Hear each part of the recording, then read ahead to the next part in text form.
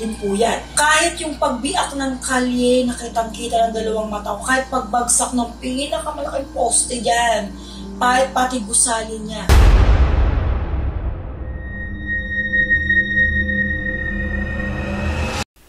Hello po mga ka-PTV, sa video na ito ay tatalakayin natin ang nakakatakot na pagyanig sa Luzon, Visayas at Mindanao ayon sa mga visions ni Madam Rudy Baldwin.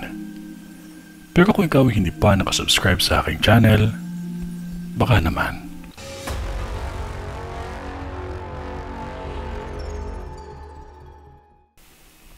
Ito ang mga lugar na nakakita ko sa vision ko na magkakaroon ng malalakas na lindol.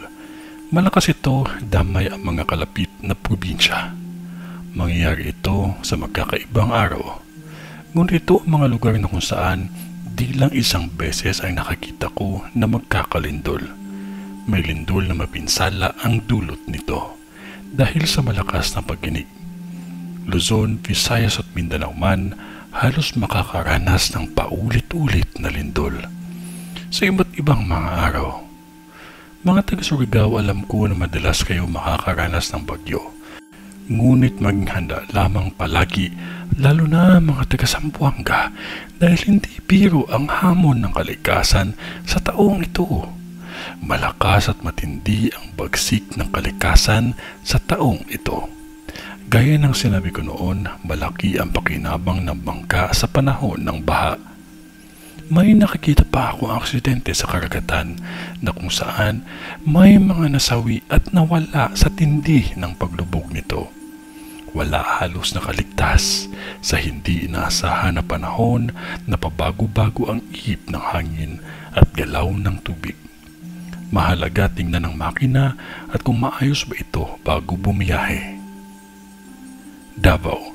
May nakikita akong malaking sunog, hindi ito kalayuan sa warehouse o bodega. May nakikita akong bintana o bentahan ng alahas at kalapit lang nito ang malaking sunog. Maging maingat sa lahat ng bagay na magiging sanhi nito. At maging handa dahil mauulit ang malakas na pagyanig. At ang isa nito ay sobrang lakas. May nakikita akong tulay na masisira. Maging maingat. Cebu. May nakikita akong dalawang sunog na mangyayari pa lamang. Ang isa ay hindi kalayuan sa mall at ang isa ay hindi kalayuan sa lugar na kung saan may kalakal at pawn shop. Isa ang Cebu na makakaranas ng mga pagyanig at bagsik ng kalikasan, babaha ng matindi. Dahil din sa bagyo, huwag ninyong idahilan na normal ang nangyayari dahil hindi biro ang bagsik ng kalikasan sa taong ito. Maging maingat at pagmakalimot ang manalangin. Sa ngalan ng Diyos Ama, ng Diyos Anak, at ng Diyos Espiritu Santo. Amen.